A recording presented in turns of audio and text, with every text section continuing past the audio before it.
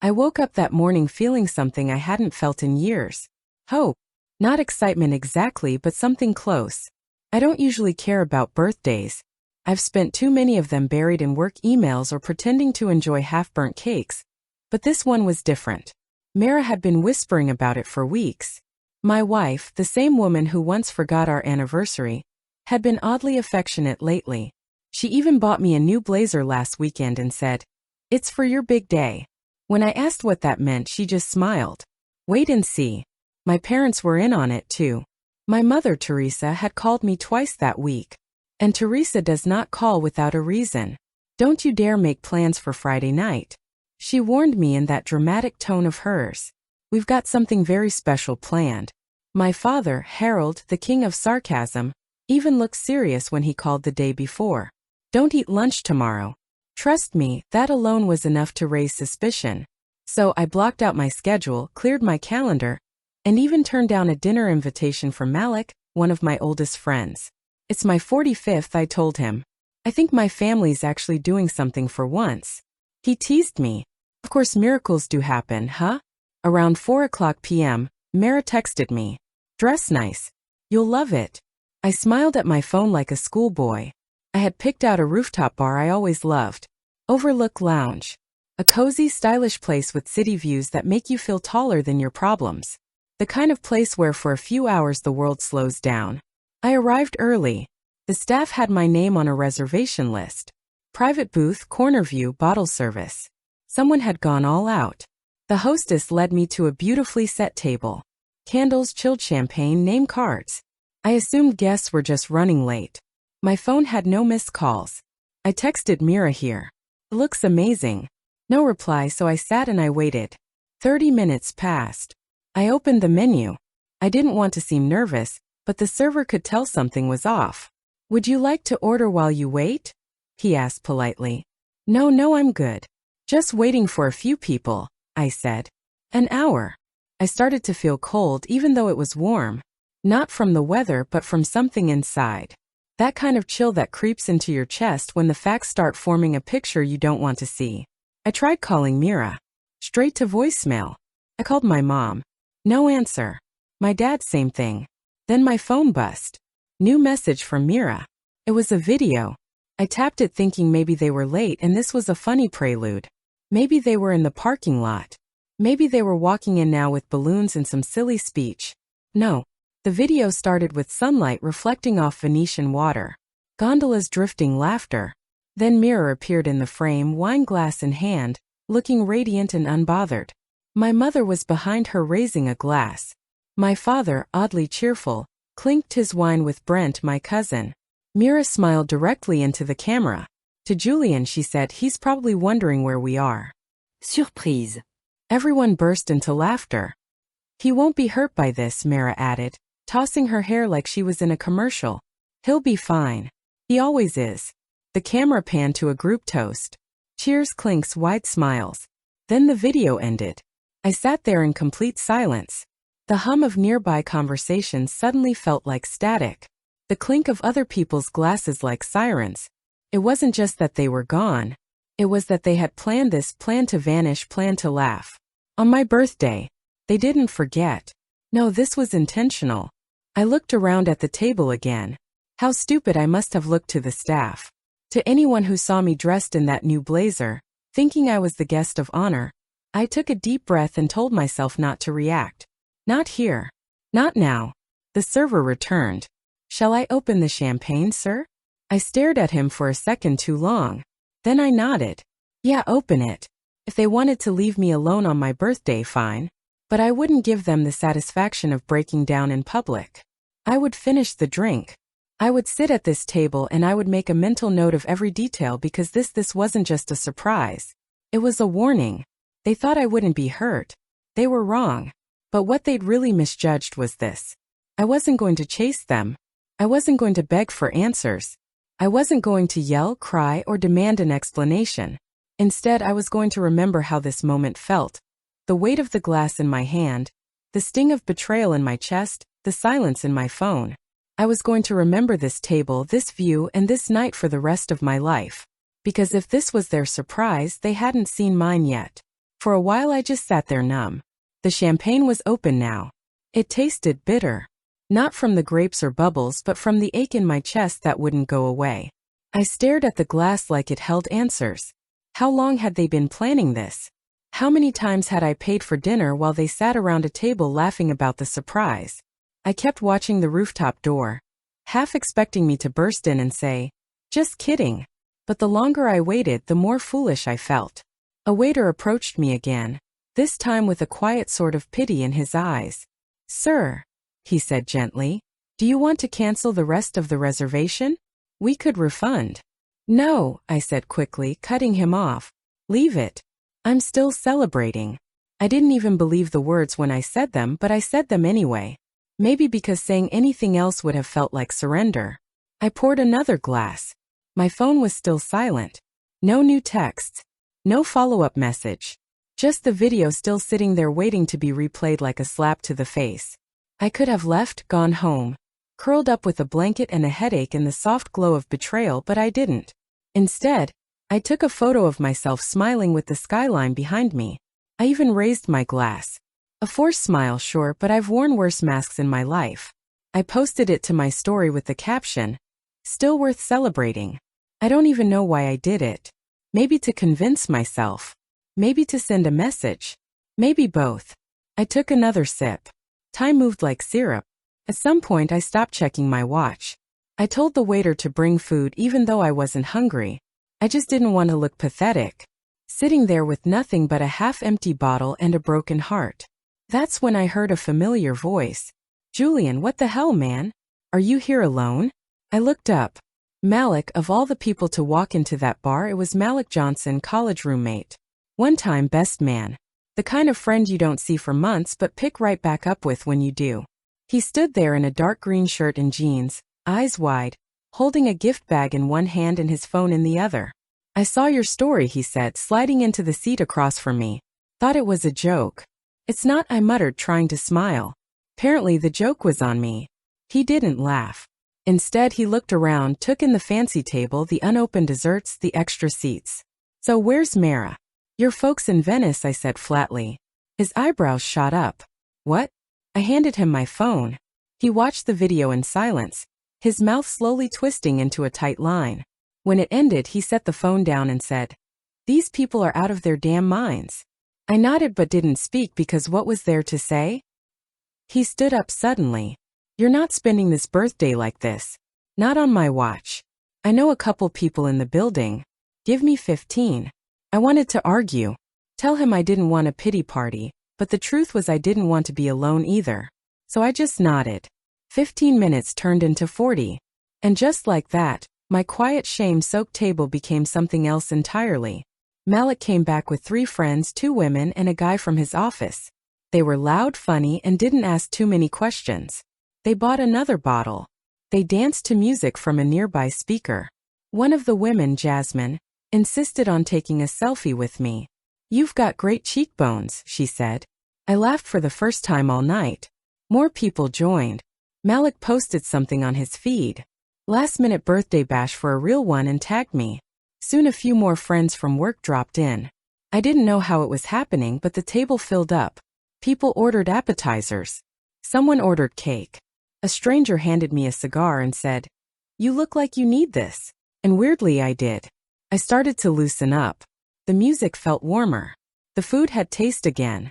I told stories from college. Someone toasted to the birthday legend who survived abandonment and turned it into a vibe. I clinked glasses with people I didn't even know the names of. And somewhere between the third drink and the shared dessert plate, I felt something shift. The grief didn't vanish, but it stopped being a wall. It became a room I could stand in without suffocating. I didn't check my phone for hours. When I finally did, I had to scroll through the missed calls. At first it was 1 or 2 from Mira, then 10, then 15, then a flurry of calls from my mom, then Brent, even Harold. By midnight, the total was 74 missed calls. I turned on airplane mode and slid the phone back into my jacket. The irony of it all, the one night I wasn't waiting by the phone was the night it wouldn't stop ringing, but I didn't respond. Not that night, maybe not ever. I left the bar around 2 a.m. Malik walked me to the curb, slung an arm over my shoulder. "Next year," he said, "we do this on purpose." I'll hold you to that, he nodded, then added, they don't deserve your silence, but they damn sure don't deserve your voice either. That stuck with me. When I got home, I took off the blazer Mira gave me, hung it in the back of the closet. I sat on the edge of the bed and looked around the room. The framed photos of vacations, the art she picked out, the candles I always hated. It didn't feel like my home anymore. I lay back on the bed, shoes still on, and stared at the ceiling. For the first time in a long time, I didn't feel like a husband or a son or a wallet. I felt like a man. And in the quiet of that moment, I made a decision not to get even, not to strike back, but to walk forward with clarity, with silence, with power. Because if they thought that video would be the final word on who I was, they forgot something important. I'm still here and I'm just getting started. It's strange, isn't it? How the signs were all there, bright as daylight. But you only see them clearly when you stop pretending not to. After that night on the rooftop, I began looking back. Not just at the birthday, not just at the video, but at everything leading up to it. And once I started tracing the timeline, the picture formed quickly. I had been living with a house full of whispers, but I had convinced myself they were wind. It started months earlier. Really, the silence when I entered a room, the sudden closing of laptops, the screen brightness turned down, the quick forced laughs whenever I asked, "What's so funny?" Mara always had a reason. Just a meme, she'd say. A stupid group chat. I believed her. Or maybe I just didn't care to argue. That's the thing about love. You keep telling yourself there's nothing behind the curtain because the alternative hurts too much. But now I see it all. Sunday dinners became uncomfortable. Not for any obvious reason, but because the energy changed. My mother Teresa would stare at me with this strange smile like she was in on a joke. A smug knowing smirk that stayed even when I tried to change the subject. She'd say things like, "You'll thank us soon." Or, "Trust me, this year will surprise you." I thought maybe they were just excited for the birthday plan. Maybe they were cooking up something sweet. I didn't realize they were sharpening knives and wrapping them in ribbons. Even Brent, my cousin, who never cared about anyone but himself, started acting like he knew something I didn't. Get ready to have your mind blown. He told me one day while passing through my house to pick up a charger mirror I borrowed. I laughed at the time, thought maybe it was a family trip surprise or something harmless. He winked on his way out. It wasn't a wink of kindness. It was a wink of someone who had watched the trapdoor being built and couldn't wait to see me fall through it. Tristan, Myra's brother, was another one.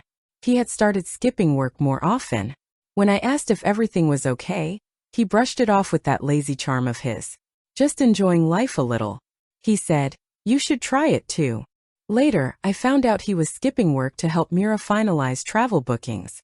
Paid for, of course, with my money. I should have known. Mira had stopped asking me about finances months ago. Not because she didn't care, but because she already knew the answers. She had the passwords. She had the cards. She had the freedom. Looking back, even our bedroom had changed. She used to curl up next to me and hum little songs before falling asleep. Somewhere in the last year that stopped. I didn't even notice when.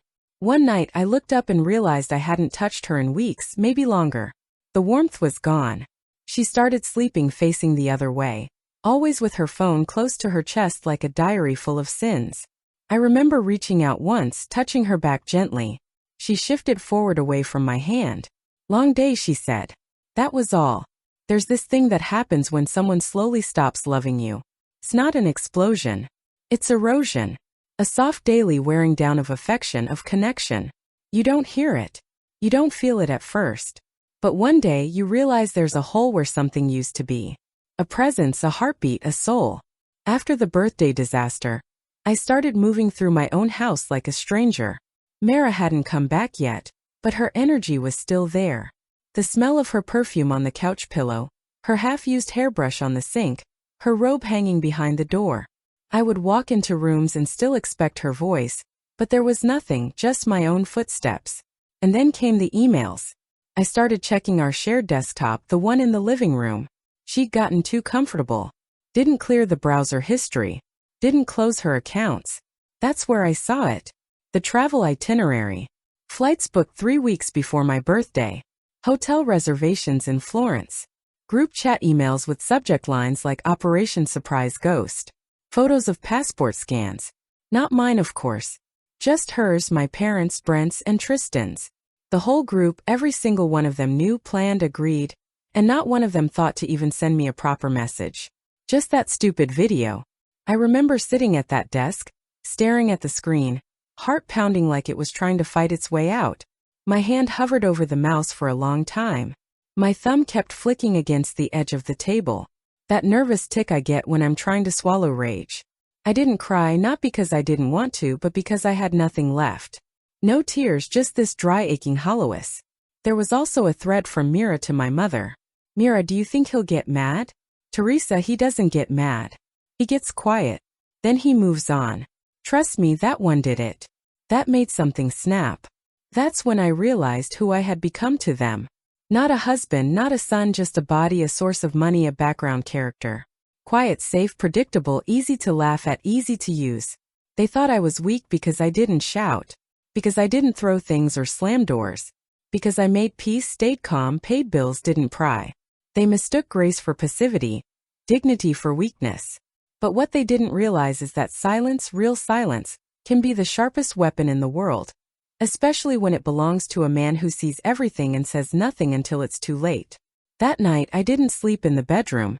I slept on the couch. Not because I was kicked out, but because I couldn't breathe in that room anymore. Her ghost was everywhere. The laughter that no longer included me. The secrets told under the covers. The lies whispered through the walls. I stared at the ceiling, my eyes tracing the shadow of the fan blades. Around and around. The air felt too still, like the whole house was holding its breath. I thought about packing a bag, about leaving, about vanishing the way they had.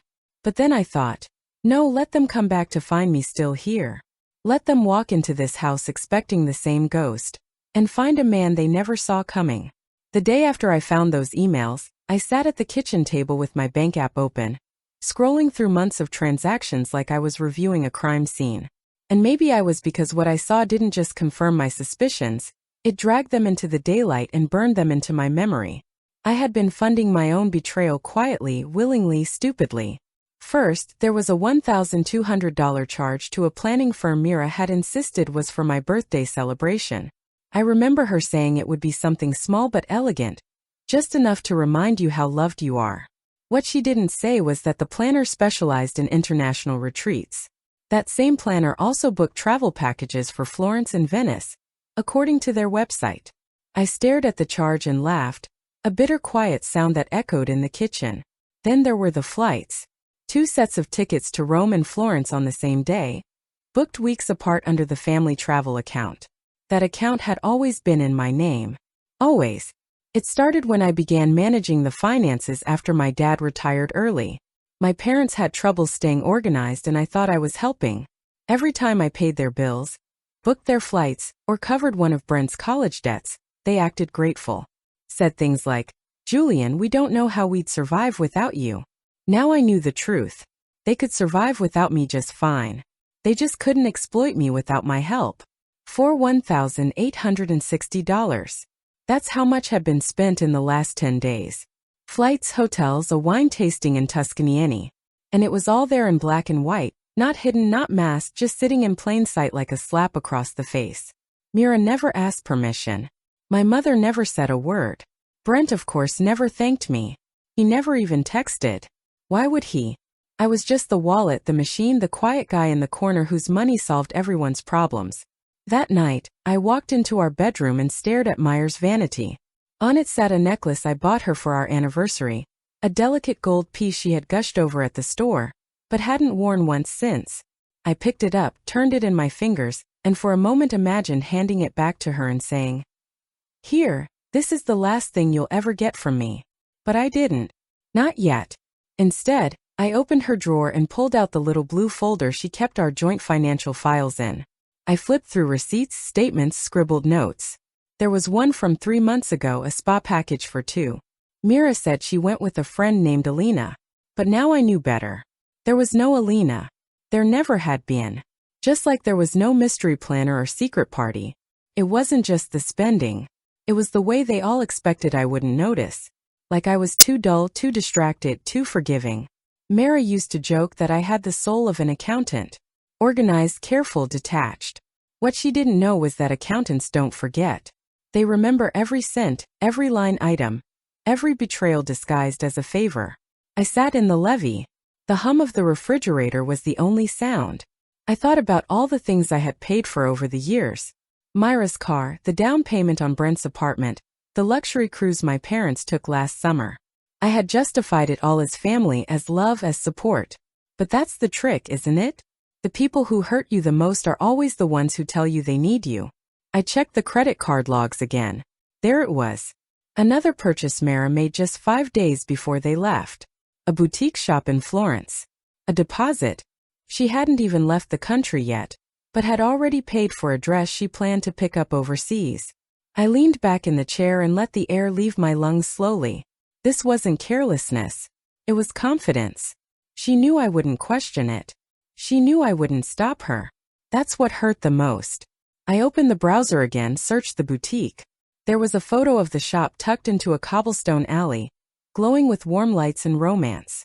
In the window was a mannequin wearing a silk dress, soft blue with gold embroidery. Mira had described that exact dress to me once months ago when we were watching an old Italian film. She'd whispered, "If we ever go to Florence, that's what I'd wear." I remember saying, "We should go sometime," but she had gone without me, worn the dream without me, lived the life we planned without me. And worse, she used my hands to pay for it.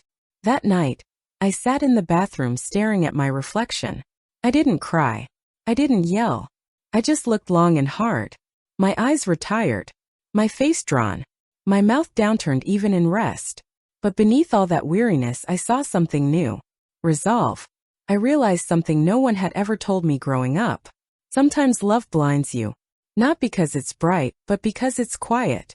Because it teaches you to endure instead of question, to give instead of guard. But I was done enduring. Done giving without being seen. They had erased me from their celebration. So now I would erase them from my generosity. The next morning, I called the travel agent listed on the planning firm's invoice. I introduced myself, gave my name, and asked a simple question. Was this charged to my account? The woman on the other end hesitated. "Yes," she said, "booked under Julian Cross." "Is there an issue?" "No issue," I said calmly. "Just confirmation." "Thank you." Then I opened my laptop and logged into every account. Bank, credit, savings, travel. I started changing passwords, locking cards, canceling add-on users one by one, quietly, surgically, like pulling leeches off your skin, careful not to let the head stay buried. I opened a spreadsheet and made a list. Every expense, every name, every betrayal, and then beneath it I wrote one final line.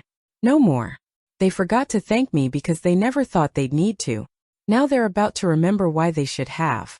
After I locked all the accounts and changed every password, I didn't say a word. Not to Mira, not to my parents, not even to Brent. Silence became my shield. And oddly enough, it felt like the first time I was really in control. When you're the quiet one in a group, people think you're weak. They mistake stillness for surrender. But what they forget is that silence listens. And I have been listening for a long time. That morning I made myself a cup of black coffee and stood by the window, watching the light shift across the buildings. The house was still. Mira hadn't returned yet, but I knew they were back in the country. My inbox had exploded. Miscellaneous calls, voicemails, texts, even a few emails titled things like, "We should talk" or "Let's clear this up." I didn't open any of them. I didn't need to. Whatever they had to say, I'd already heard the truth in their laughter. I posted a photo instead, something simple. Me on the balcony wearing a clean black shirt, holding a glass of Scotch city skyline behind me. The caption read, "Still celebrating. Thanks to the real ones." I didn't tag anyone. I didn't explain anything, but within 10 minutes the calls doubled. Mira, my mother, Brent, even Harold, who hasn't called me on his own in years. Suddenly everyone wanted to talk. They were all worried. Not because I was hurt, but because I wasn't reacting the way they expected. They were bracing for a tantrum, a meltdown, some dramatic plea to be included again. But I gave them silence instead. And silence, it turns out, is terrifying when it comes from the one you thought you had under control. Mira left 4 voicemails that morning. "Hey, can you call me back? This is all being blown out of proportion. It was supposed to be a joke, like a funny surprise. I didn't think you'd take it so personally." Then later, "Julian, please. Everyone's upset now. My mom says you're being dramatic. Just call me." And finally, you're scaring people. Brent says, you haven't responded to anyone. This isn't like you. What are you doing?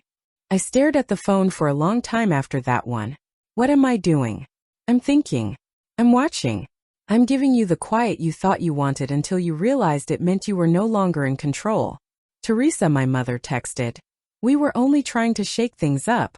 You've been so disconnected lately. We thought a bold gesture would wake you up. I read that one 5 times. Wake me up? You thought erasing me, mocking me, laughing at my absence on my own birthday would wake me up. I left her message unread. Brent sent a voice note. I didn't listen to it. The man once cried to me over a broken lease, and I bailed him out. I co-signed a loan when no one else would. Now he wanted to explain. He could keep his voice to himself. The most surreal part of the whole thing was how quickly the roles reversed.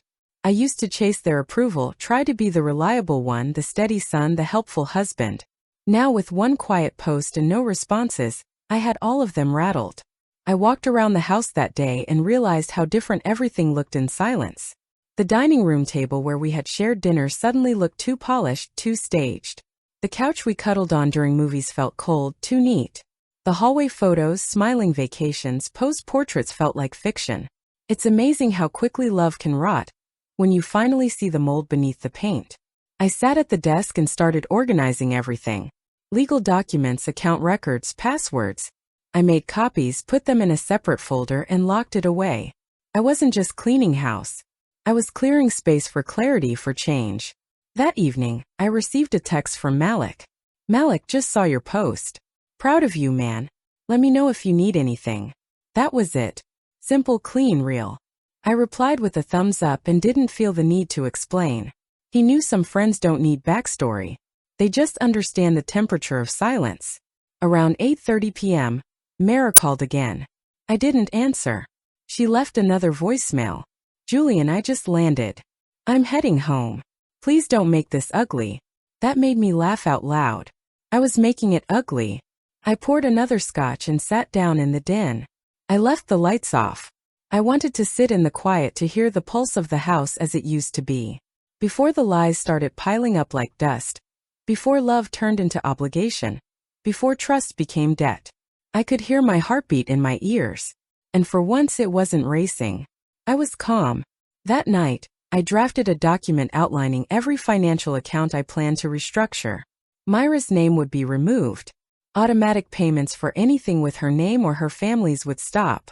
The credit cards gone. The joint checking closed. Access to the investment accounts denied.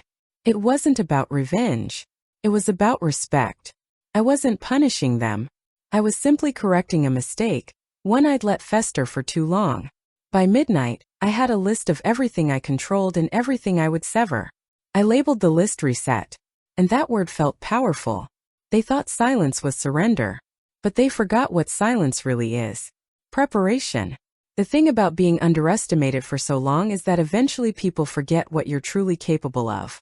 They start treating you like background noise. Prop in their story. A man who nods, pays, and stays quiet. But they always forget the most dangerous ones are the quiet ones. And I've been quiet for too long. What Mira never realized, what none of them knew really was that I had stopped being just the husband years ago. I wasn't just the man who fixed the garbage disposal or paid off Brent's emergency loans. I was the majority shareholder in the company where Myra's brother Tristan worked. The one he constantly bragged about at family dinners. We're building something big, he'd say. The company's growing fast. Yeah, it was. And I was the reason why. 3 years ago, I invested quietly, bought shares through a private firm, sat on it, watched it grow. Then last year, when one of the co-founders left, I stepped in quietly again, took a larger stake. By January, I was quietly voted in as executive director. Tristan never connected the dots. He thought I was just some mild-mannered investor his boss liked.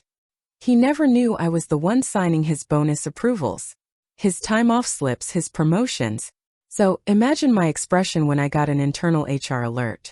Tristan Grady unauthorized time off, 7 consecutive days without prior approval. I clicked on the report. Sure enough, he had told HR he was taking a short medical leave. But the pictures he posted on his public account said otherwise. Sipping cocktails in Florence. Shirtless selfies on boats. Hashtags like hashtag living my best life and hashtag family first trip. The nerve. He didn't even try to hide it. Probably assumed no one would notice. I could have flagged it immediately. Could have sent it straight to the disciplinary committee, but I didn't. Not yet. I saved the report, printed it out and placed it in a folder. That folder already held records of Myra's recent charges, joint account freezes, and a growing list of everything I discovered since that birthday night. I wasn't ready to strike. I wanted them to feel safe for just a little longer. I went into the office the next day, sat in the corner of the executive floor in the glass-walled office no one ever thought belonged to me. I greeted everyone politely, didn't mention Tristan's name once. Let him believe all was well. Let the whole world keep thinking I was just a tired husband who got forgotten on his birthday. Let them all sip espresso and pretend nothing was unraveling beneath them. I wasn't just pulling back my money. I was reclaiming my presence. You see, I had built more than wealth. I had built reach, contacts, influence. The kind Mira never thought I had because I didn't talk about it over dinner. While she showed off designer bags and curated Instagram stories, I built silent partnerships and equity. While she laughed with her friends about how boring I was sitting across from decision-makers who ran circles around her flashy lifestyle. One of them, Raymond, was on the board with me, an older guy, sharp. He pulled me aside in the elevator and asked, "So, I hear your in-laws are making a bit of a splash overseas." I raised my eyebrows. "That's so, let's just say some people forget who signs their checks," he replied, patting my shoulder. I didn't reply. I didn't have to. By lunchtime, I had submitted a quiet motion to freeze any pinning bonuses across Tristan's division. HR would take it from there. Discreet, respectful, but firm. He would get a call in 2 days. A formal inquiry, nothing flashy, just enough to let him feel the ground shift beneath his feet. That evening, I returned home to find Mira in the kitchen. She was back early, dressed in that sky blue silk dress, the one she said she dreamed of buying if she ever went to Florence. She wore it like a trophy, like a symbol. I looked at her standing there, stirring pasta like nothing had happened. She smiled over her shoulder. I thought we could eat and talk. I didn't say anything, just set my briefcase down and walked past her to the living room. She followed, wiping her hands on a towel. "Julian, I know you're mad, but it was just supposed to be fun. You've been so distant lately, and I thought maybe a reset would help." I turned to face her. Calm, clear. "You planned a vacation and left me out of it." "It wasn't like that," she said quickly. "It was spontaneous." "No, I said it was organized. You used my accounts. You used my name. You made bookings in advance. You lied." Her smile faded. She stood straighter. "So what now? You're going to punish me?" I tilted my head. "No, I'm going to free myself from you." She blinked, caught off guard. "What does that mean?" "Means," I said slowly, "I'm no longer giving myself to people who see me as a wallet or a background character or someone who doesn't get angry." She crossed her arms. "Don't be dramatic." I smiled then, a small tired smile. "You called me dramatic after stealing my birthday and calling it a surprise." She tried again. "Julian, you're making this bigger than it needs to be. Just tell me what you want. I can fix it." "No," I said firmly. "You can't because this isn't broken. It's exposed." Her face changed. Then fear crept in. She knew something had shifted. I picked up the folder I'd placed on the table earlier. "Tristan will be hearing from HR soon. Just a heads up. Tell him to prepare." Her eyes widened. "You wouldn't." "I already did." She stepped forward. "Julian, please. That's my brother and you're my wife." I replied. "At least you used to be." I left her standing there. I didn't shout. I didn't cry. I didn't need to, because the most powerful thing I had learned was this. I didn't have to raise my voice to raise my worth.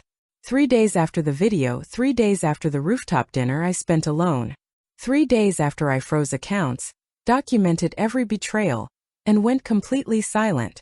That's when they came back. I had just returned from the office, my jacket still on, keys in hand, when I heard voices in the hallway, laughter, familiar footsteps, the sound of suitcases rolling, Myra's high heels tapping across the floor like nothing had happened. My heart didn't race. I didn't panic. I just stood in the center of the living room and waited. The door opened like it always did. Mara entered first, pushing the door with her hip, sunglasses still on her face. A shopping bag looped around her wrist. Behind her was Teresa, holding a small box of pastries from that overpriced bakery she loved. Then came my father, Harold, wearing the same beige polo and smug expression he always wore after a trip. Brent trailed behind with his usual half-smirk like he was the star of some movie playing in his head. They all walked in like nothing was wrong, like I hadn't watched a video of them laughing at me from across the ocean. Mira was the first to speak. "Julian, good. You're home." She walked up and tried to kiss my cheek. I took a small step back. She blinked but didn't say anything. Teresa placed the bakery box on the table like it was some kind of peace offering. "We brought cannoli," she said as if dessert would fix betrayal. Harold chuckled and clapped me on the shoulder. "Don't be sore, son. It was just a playful trip." I looked at them one by one. My eyes didn't burn. My hands didn't shake. I was too far past shock to be emotional now.